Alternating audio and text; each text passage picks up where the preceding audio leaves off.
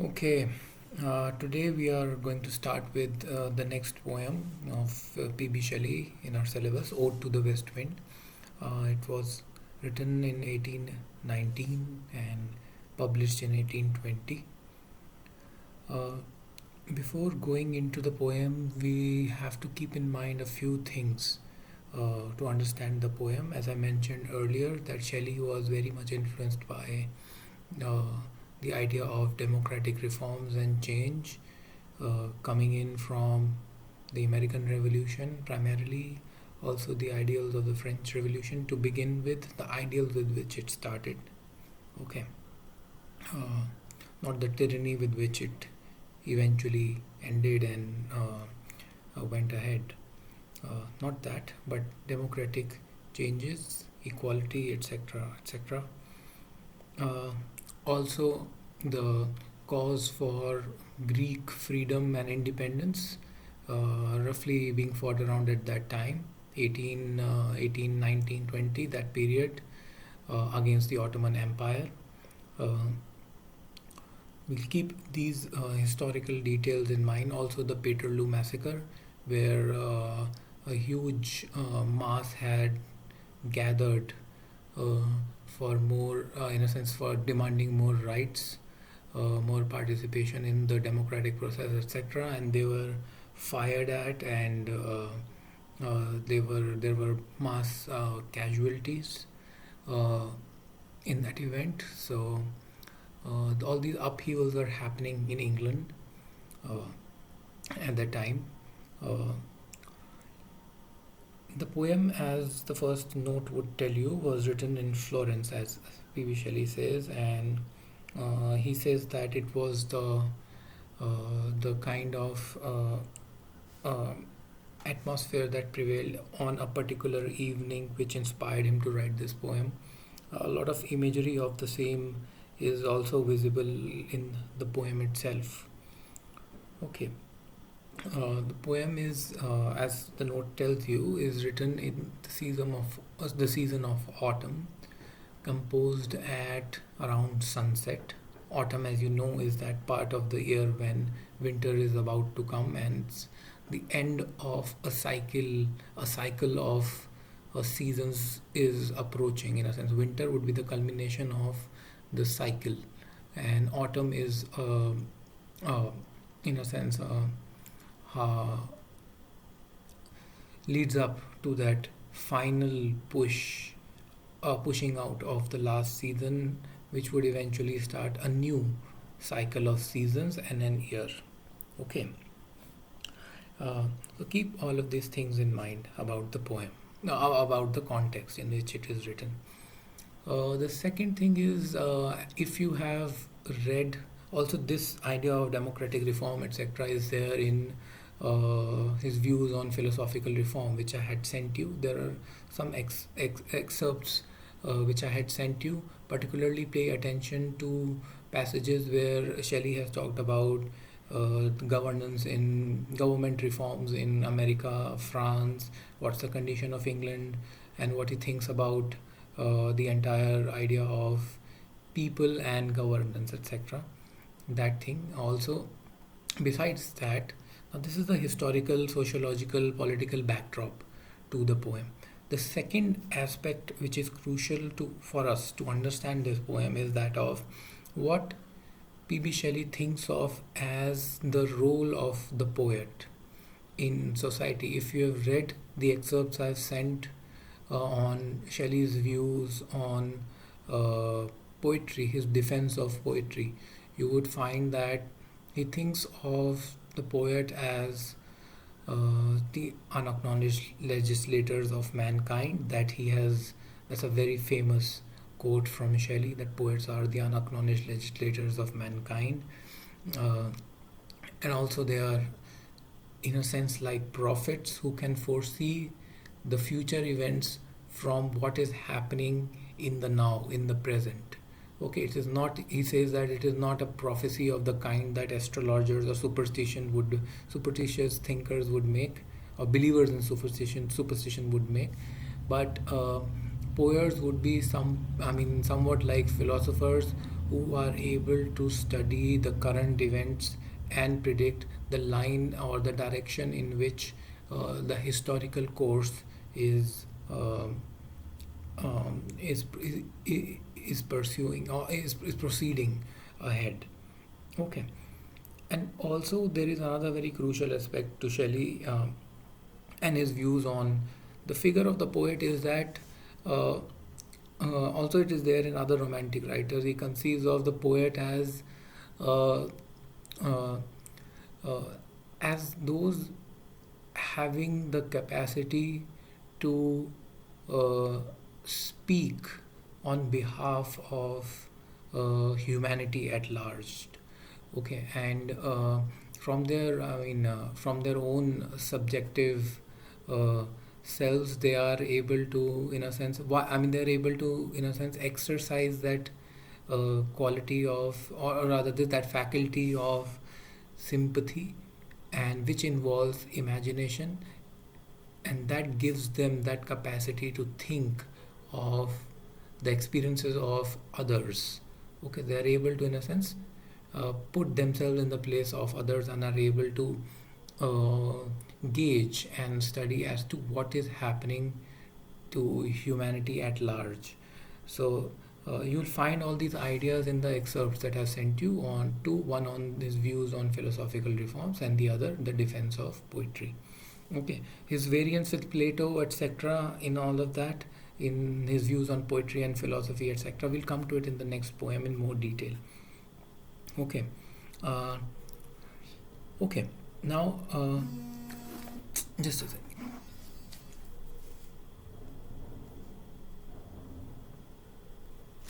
Now, uh, okay. Before going into much details about the poem, I'll have do a very quick sort of reading of the poem, and we will take a look at the very basics, or rather the very paraphrase of what he's meaning to say. Okay, keep all the context in mind and think along as we go about reading this poem. Okay, the poem begins. O wild west wind, thou breath of autumn's being, thou from whose unseen presence the leaves dead are driven like ghosts from an enchanter fleeing, yellow and black and pale and hectic red, pestilence stricken multitudes. What does he mean? He is, in a sense, speaking to the west wind or about the west wind, and calls it the breath of autumn's being. In a sense, whatever is happening in autumn is whatever is happening in autumn is put into effect by uh,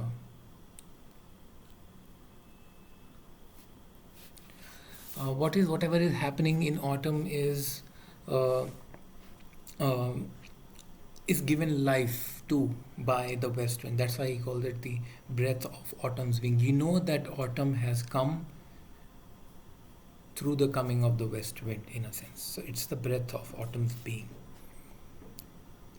Thou, from whose unseen presence the leaves dead are driven, like ghosts from an enchanter fleeing.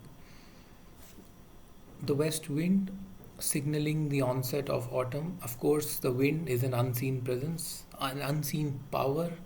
Uh, when we'll come to the next poem, we'll understand better, in fact, this poem as well. I mean, you'll get a better hang of why he calls it an unseen power, etc. We'll hold on to that part for the moment. O wild west wind, thou breath of autumn's being, thou from whose unseen presence the dead leaves are driven like ghosts from an enchanter fleeing. Dead leaves, autumn in the autumn, dead leaves are shed, and they are driven away by the west wind, blown away by the west wind, etc. Just like ghosts are flee from an enchanter. Okay. Yellow and black and pale and hectic red, pestilence stricken multitudes. Now, the note would tell you that these are the four traditional tribes of the human race. Okay, so we already find that there is an implied comparison of the leaves, the effect of the west wind uh, on the leaves and leaves which are in a sense representative of uh, the different tribes of humanity, the the different tribes of the human race. Uh, so you see, keep this connection in mind between the leaves and humanity. And to give you a hint, the west wind is blowing from across the Atlantic, from the Americas, and he is in Europe. But this poem is not as much about, say, Italy or Florence, from where he is writing, but about England.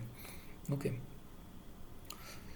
So just as the west wind signals the blowing away of the dead, decayed leaves, just as the uh, uh, just like ghosts flee from an enchanter,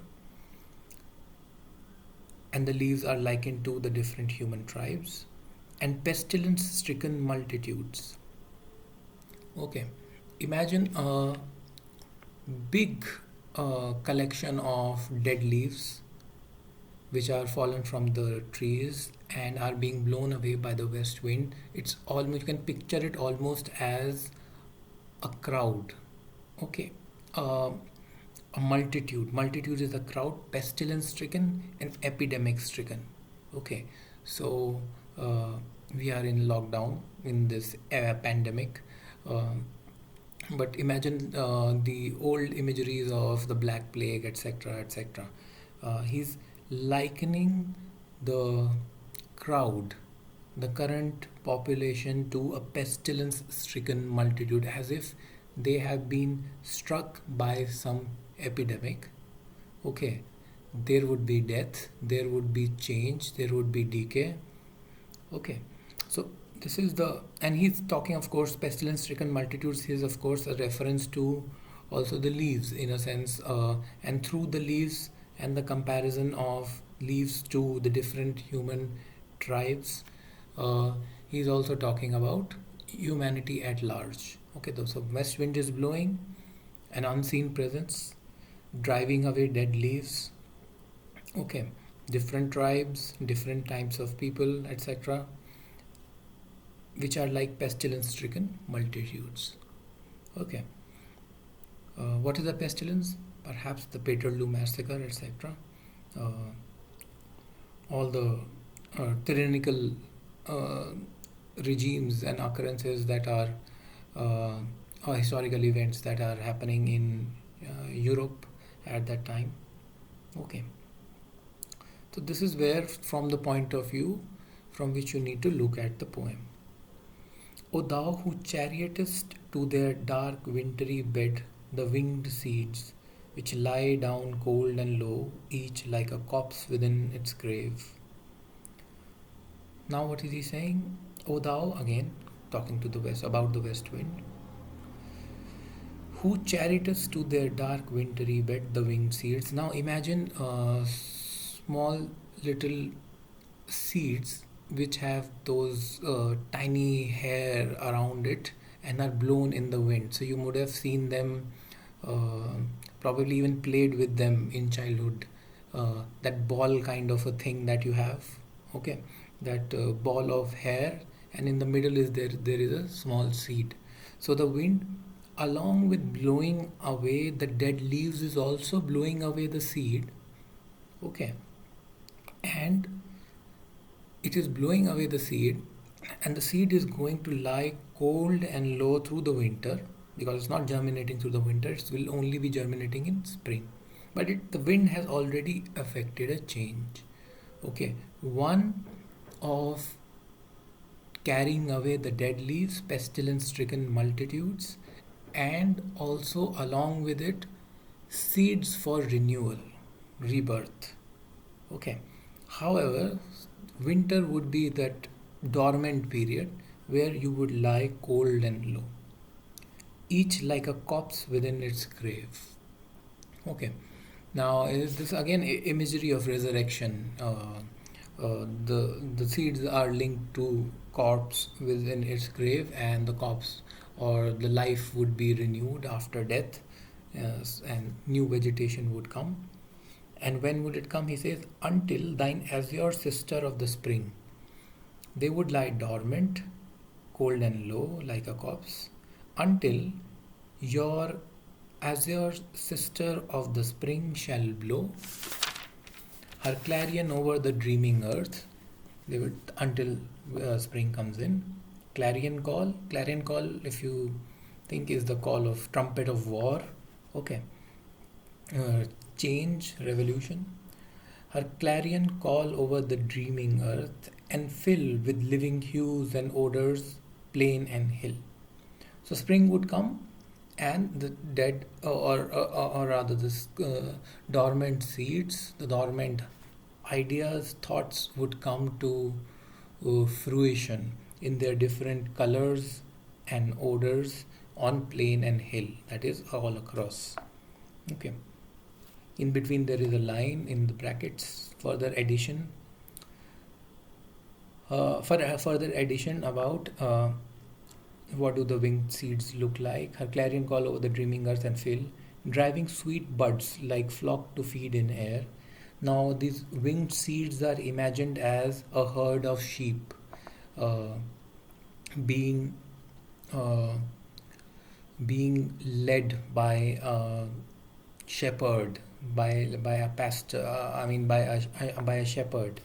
Uh, okay. Again, that also, it's also evocative of the biblical imagery of Jesus as the reformer, the redeemer, and that sort of imagery is there. Although P.B. Shelley is not a believer in religion per se, religiosity per se, but again, like so many other romantic authors, poets, much like Blake, he also finds great symbolic value in the imagery or the prototypes of various ideas and symbols which are there in the Bible, and he's picking up that idea of the shepherd. Okay, the west wind is so it's not Jesus Christ, it's the west wind, the wind of change, which is driving sweet buds, winged seeds, like flocks to feed in air. Okay, they're carrying them further to the place where they would settle down, stay dormant through the winter, but ultimately they have been taken to the right place, the seeds, and now they would germinate when spring comes with all their hues and odors. Wild spirit, which art moving everywhere, destroyer and preserver, hair o hair. Okay, again calling the west wind the wild spirit, which is moving everywhere. Okay, uh, destroyer and preserver. The note would tell you that he is probably influenced by William Jones and Orientalists and his works, and where there are these stories collected about the Hindu Purans, where there is a mention of Lord Shiva, which is the destroyer, and Vishnu, the preserver, both in a sense manifestation of the same one formless God, having different roles of destruction and preservation, both in a sense happening simultaneously. So, is referring to the west wind as the destroyer and the preserver, and exhorting for the west wind, saying, "Hair, oh hair." Okay, and in the next stanza, we find another set of imageries, linked imageries coming up again. Pay attention to the imagery of the cloud and how the boughs of the trees look like. They look like clouds, if you imagine them. And also the locks of hair. Again, the clouds in terms of their shape, and the trees and their boughs in terms of their shape, and the locks of hair, all in a sense are uh, have a similar sort of visual uh, representation, and in a sense he's using all three in this slightly difficult stanza to, in a sense, visualize and imagine. Okay, thou on whose stream, that is the west wind, flowing like a stream, amid the steep sky's commotion, loose clouds like earth's decaying leaves are shed, shook from the tangled boughs of heaven and ocean. Okay, loose clouds. Now, if you go back to the first note, you'll find about you'll find that he's talking about the ensuing storm, the rain, etc. So this imagery is there. Loose clouds like Earth's decaying leaves are shed. So clouds, when they shed, what is it? They become rain in the sense. Okay. So boughs of trees, when they shed, are leaves, dead leaves falling. That is the imagery. Shook from the tangled boughs of heaven and ocean. So clouds are what? Basically the tangled boughs created by the coming together of the heaven and ocean. Vapors go up, form clouds. So there is actually a part of the ocean is there in the air. So coming together of these two types of natural creation and phenomena, we have this phenomena of the cloud forming. Okay. Angels of rain and lightning, again referring to the clouds. Okay. It is through them that you get rain and lightning. Thou on whose stream, amid the steep sky's commotion, lot of activity happening in the sky, loose clouds like earth's decaying leaves are shed, shook from the tangled boughs of heaven and ocean, angels of rain and lightning. They are spread on the blue surface of thine airy surge, like the bright hair uplifted from the head of some fierce maenad, even from the dim verge of the horizon to the zenith's height, the locks of the approaching storm. They are spread on the blue surface of thine airy surge, the rising up of the west wind, like the bright hair lifted from the head of some fierce maenad. Now, this is a reference to the female followers of Dionysius. Dionysius was the antithesis of Apollo in that sense.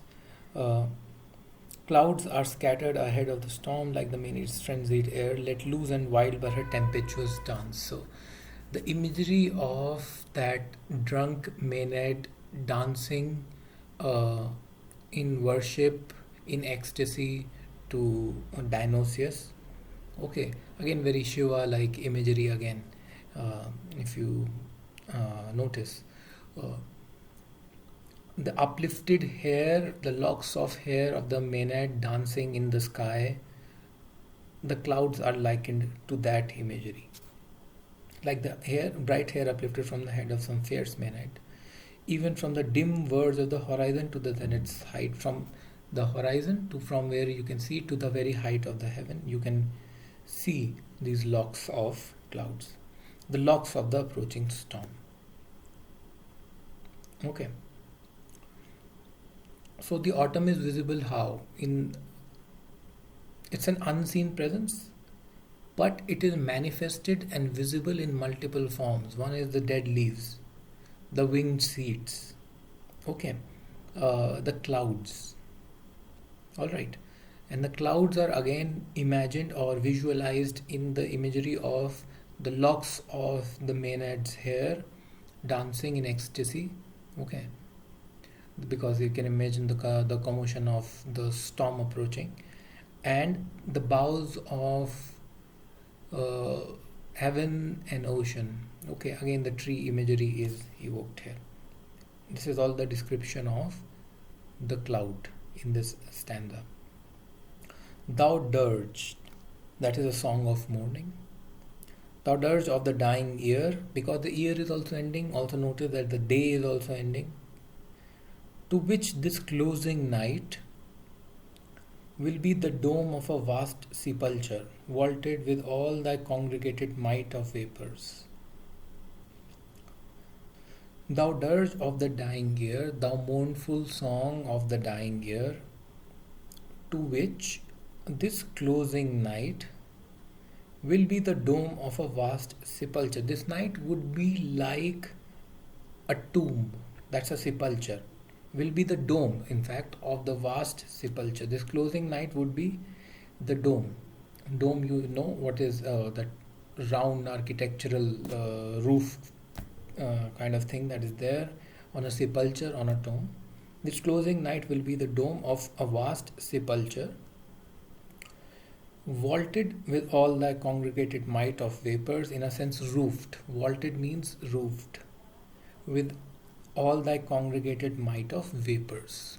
Okay, so imagine the night as a dome which is roofed by the vapors are clouds, by the clouds. Okay, this is how he's picturing the night. Uh, and the west wind is the dirge of the dying year. The autumn is, in a sense, signaling the end of the year.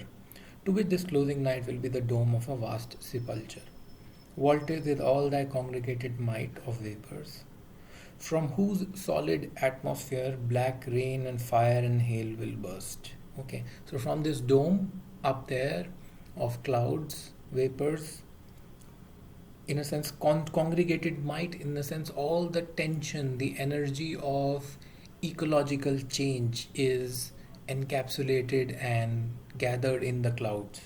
All right. Black rain, fire, and hail will burst. So the imagery is very uh, quote unquote of not quote unquote, but exactly that idea of the sublime. Okay, if you uh, go back and refer to what the sublime looks like, it fills you with terror and awe and wonder. Okay, black rain and fire and hail will burst. Oh, here. All right.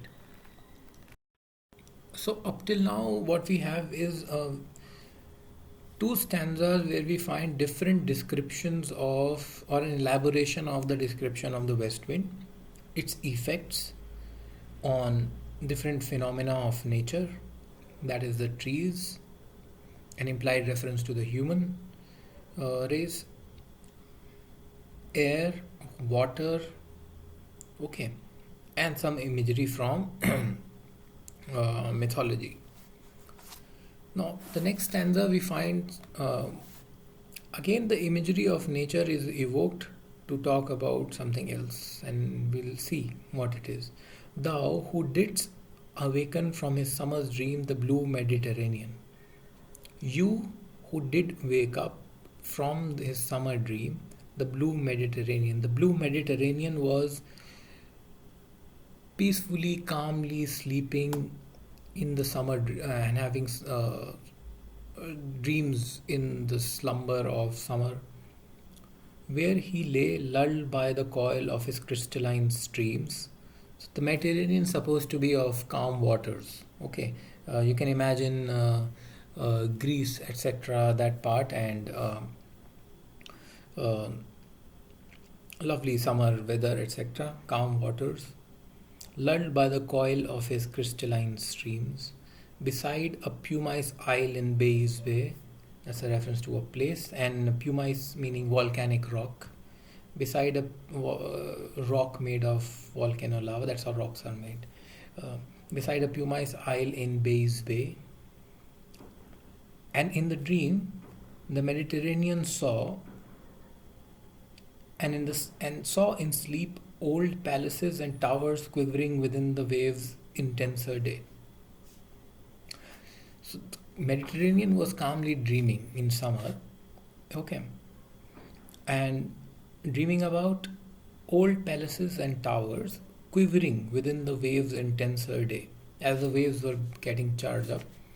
Uh, that's a vision that the Mediterranean is having in sleep, dreaming. Old palaces and towers are shaking under the intensity of the rising waves, all overgrown with azure moss and flowers, old palaces and towers. The reference is to uh, the submerged ruins of ancient Rome.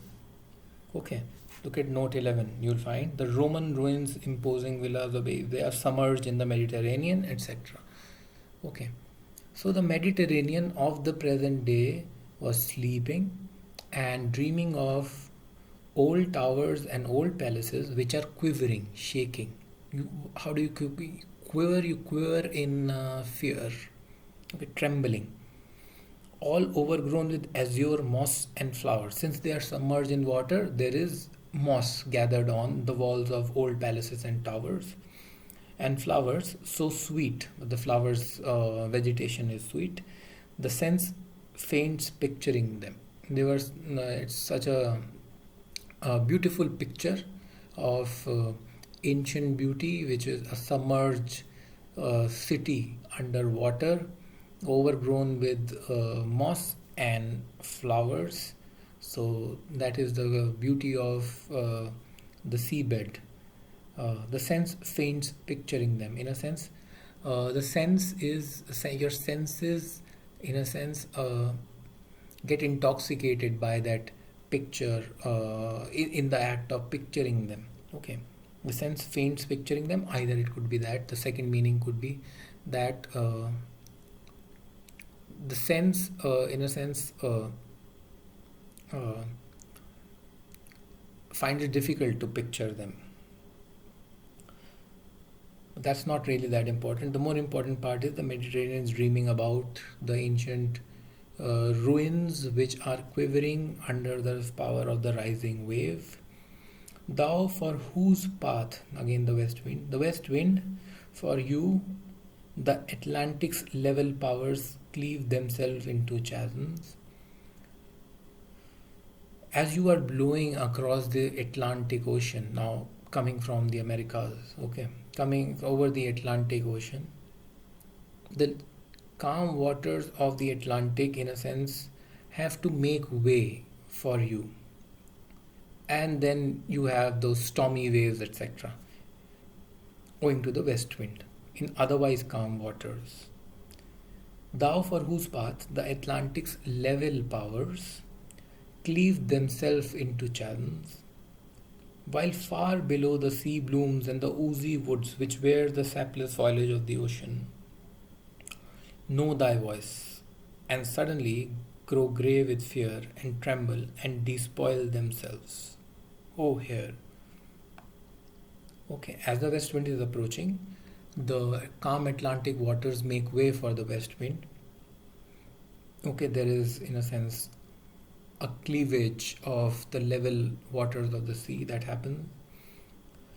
While the sea blooms, the vegetation below the sea, on the seabed, and the oozy woods which wear the sapless foliage of the ocean.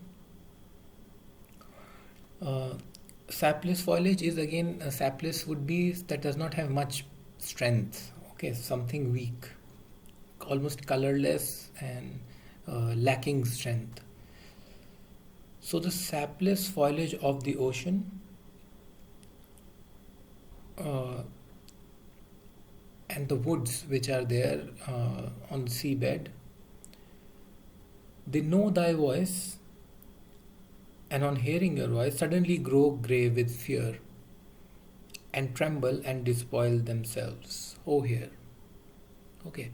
So the weak, uh, those who are afraid, uh, they tremble at the onset of the powerful change that the west wind is bringing. And now, by now, you can guess uh, this reference to the blue Mediterranean, the ancient imperial ruins of Rome, which are submerged in water, which in itself is a signal that you might build again, like Ozymandias. You can build whatever great civilization that you have. Nature, in a sense, overpowers you.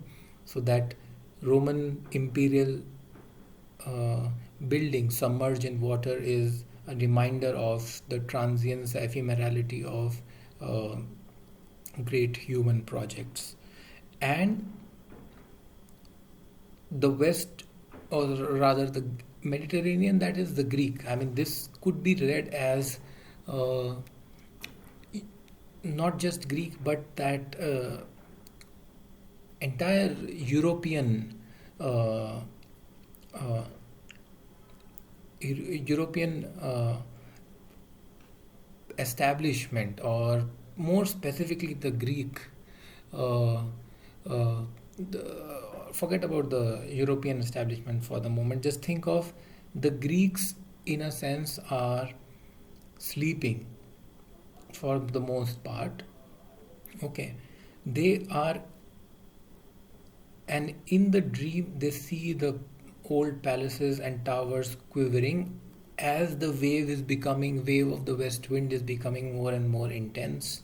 Waves caused by the west wind over the Atlantic or over the Mediterranean are becoming more and more intense, and thereby they are shaken into some sort of an action, and this would inspire them the democratic waves of reform and freedom that are coming from the ideals of the American Revolution, etc., are inspiring the Greeks to revolt against the Ottoman Empire. So they have one empire, and they have already seen that one Roman Empire is submerged in the seas.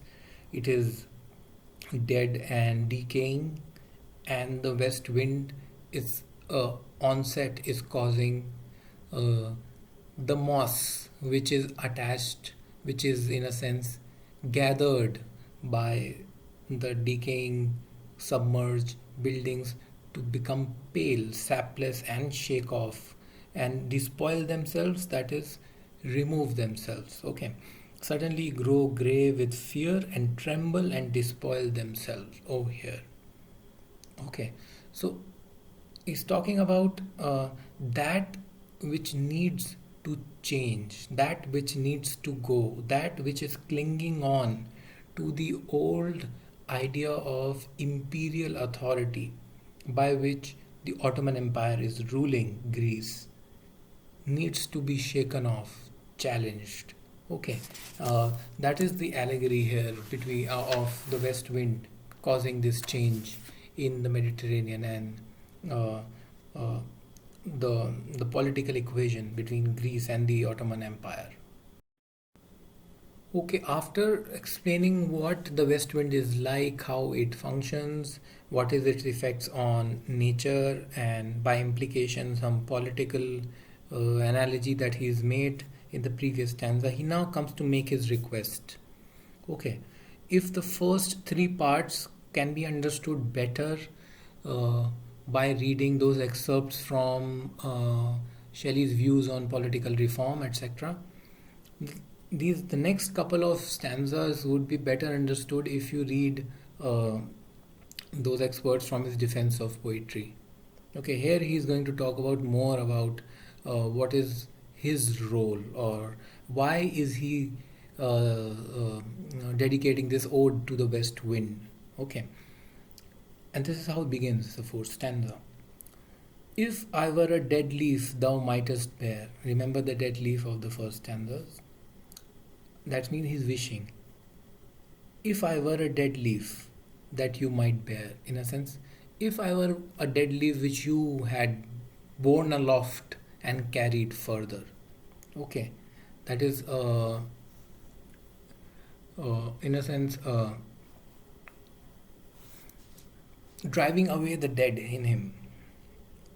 If I were a swift cloud to fly with thee. Again, just look back at the cloud imagery.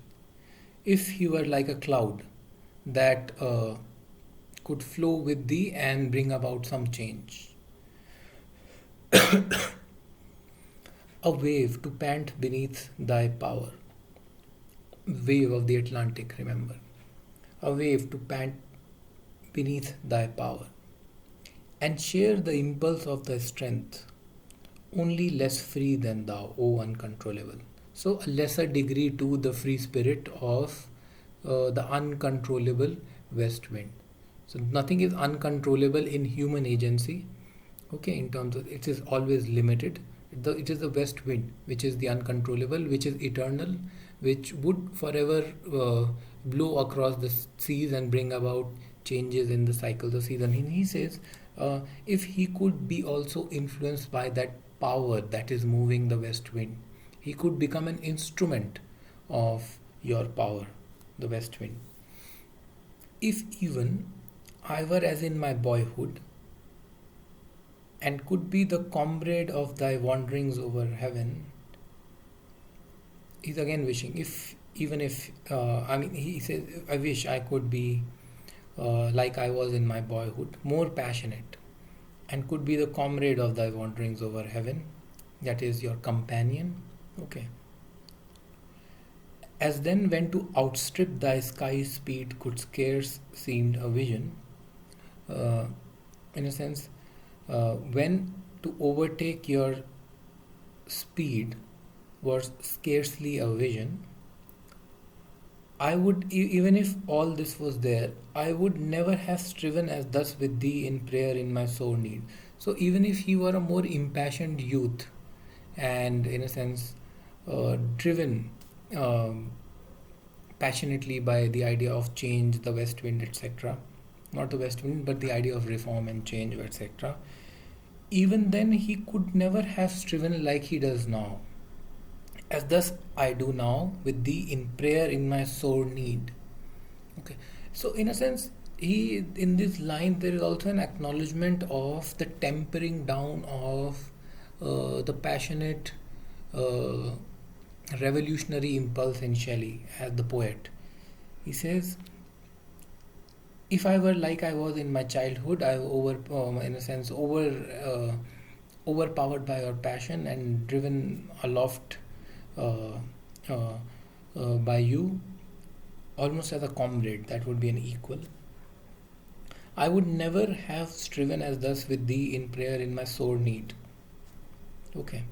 Also, saying, if he was a part of the west wind, like the dead leaf, like the swift cloud, like the wave of the first three lines, he would not have had the need to pray to the west wind. Okay, something is missing. That's why he's praying. And what is his prayer? Oh, lift me as a wave, a leaf, a cloud. I fall upon the thorns of life, I bleed. Again, the biblical imagery of Jesus Christ. Fall upon the thorns of life. Okay. He needs some sort of power and inspiration to be given him by the west wind. Oh, lift me as a wave, a leaf, a cloud. I fall upon the thorns of life, I bleed. A heavy weight of hours has chained and bowed one too like thee, tameless and swift and proud. Social custom, life, day to day life, ordinary human material earthly life, and time, heavy weight of hours, has chained and bowed one too like thee. He's much like the west wind, and all this has, in a sense, uh, subdued him. So he also, that's why now you go back and think about why he thinks of his own self as the dead leaf, along with his desire to be the cloud and the wave which brings about change. Okay. Because something in him has also become decayed and dormant as it becomes over time. Okay. So he says, a heavy weight of hours has chained and bowed one too like thee, much like you, tameless, swift, and proud. So he also needs renewal, change, not just humanity at large, but he himself as a poet. And why does he need that change? Because he needs to do something important, being the poet. He further goes on to say in the next stanza, make me thy lyre even as the forest is. Now, a lyre is a reference to the Aeolian harp. Aeolian meaning something which is uh, played upon or moved by air, something like that. So, the harp is a musical instrument.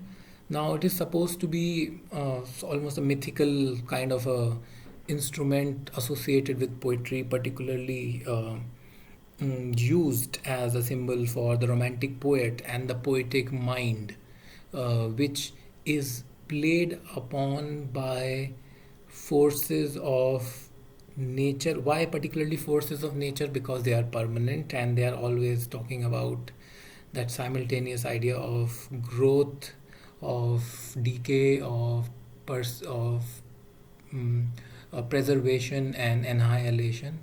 Uh, so often the poet's mind is likened to the Aeolian harp, which is in a sense played by the force of the breeze, the wind. Okay. So he's saying, make me thy lyre. You are the west wind, I'll be the musical instrument, play upon me. Okay, inspire me. And it is the meeting of the two, the force of nature, in a sense, the west wind, and the human mind, and humans, the subjective human mind, the coming together of the two, which is required to produce a music. Okay, even as the forest is, so the breeze blows through the forest, you hear a certain music of the forest. Okay, what if my leaves are falling like its own? The forest is also shedding leaves. Remember the first stanza. uh, so what if the forest, what if, I mean, even my leaves are also falling like that of the forest, so please blow through me and produce music. The tumult of thy mighty harmonies will take from both a deep autumnal tone, sweet though in sadness. From both, that is from the forest and uh, himself, the poetic mind. Okay, both function as a layer of the west wind, the forest. So the poet is also like the forest in that sense. Will take from both a deep autumnal tone, sweet though in sadness.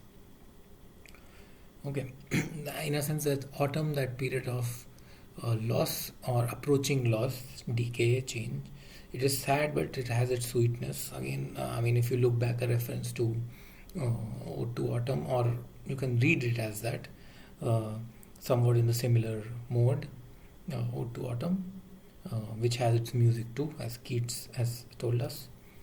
He says, "Be thou, fierce spirit, my spirit, be thou me, impetuous one." In a sense, become a part of me. That is what he's saying. Okay. Drive my dead thoughts over the universe like withered leaves to quicken a new birth. Drive away my dead thoughts like leaves over the universe, like withered leaves to quicken a new birth, to bring about a new birth. Okay. The dead leaves go, and along with it also carry, if you remember, winged seeds. Okay. And by the incantation of this verse, that is by the uh, recitation, the speaking out of this verse, this poetry, scatter as from an unextinguished hearth ashes and sparks, my words among mankind. Drive away my dead thoughts over the universe, like withered leaves to quicken a new birth. Quicken means hasten, a new, bring about a new birth. And by the incantation of this verse, this poem, scatter as from an unextinguished hearth ashes and sparks, my words among mankind. Scatter like ashes and sparks are scattered by when a wind blows over an unextinguished hearth. Okay, so there is a fire which is there, you have burnt.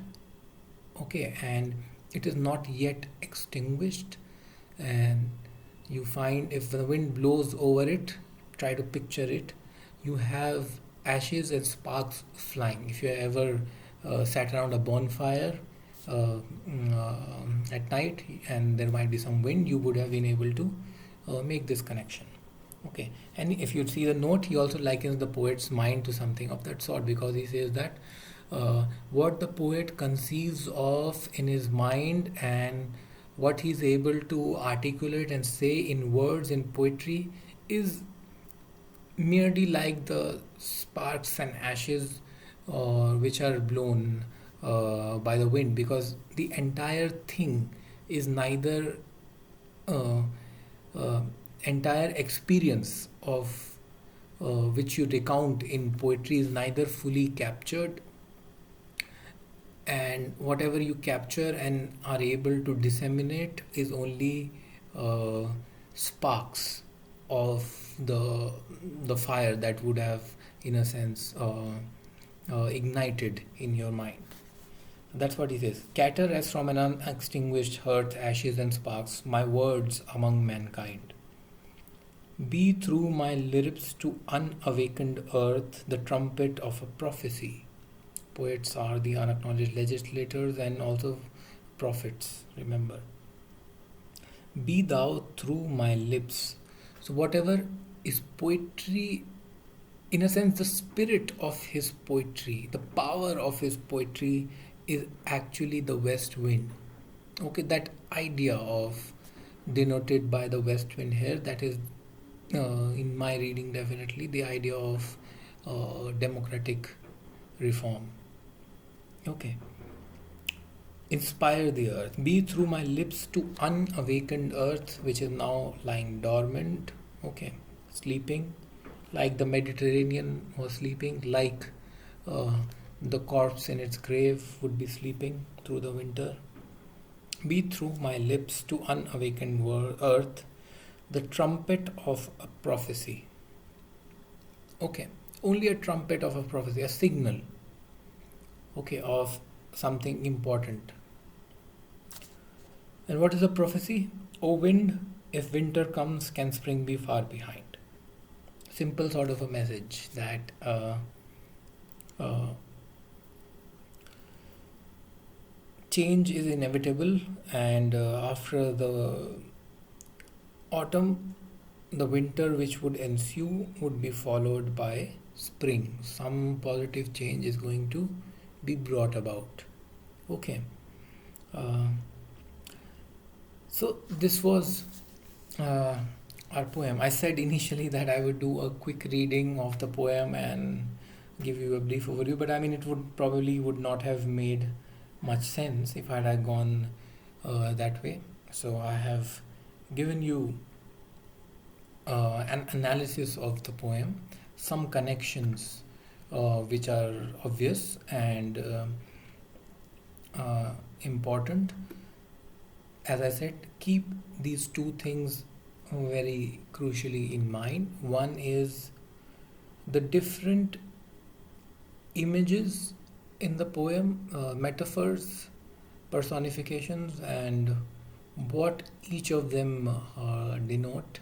Okay, or what is represented by all of them, and also keep in mind this idea about uh, how, in a sense, they all come together to become a part of this prophecy that the poet is hoping to make through the power and influence of the west wind.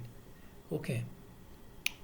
Beside this, also think about the fact that the west wind is an unseen power. I mean, something like the imagination of the poet would also be an unseen power until and unless it is put into some manifestation or some sort of a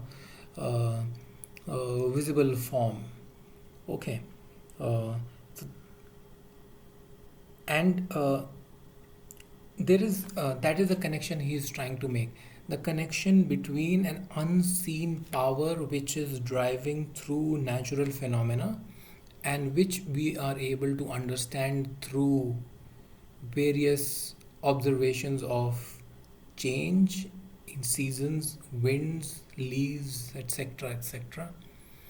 uh, and that unseen power which is also in a way uh, represented by the west wind here is also influencing the poetic activity of Shelley in this poem, and uh, his poetic mind is ignited by what he sees of that unseen power manifesting in the world.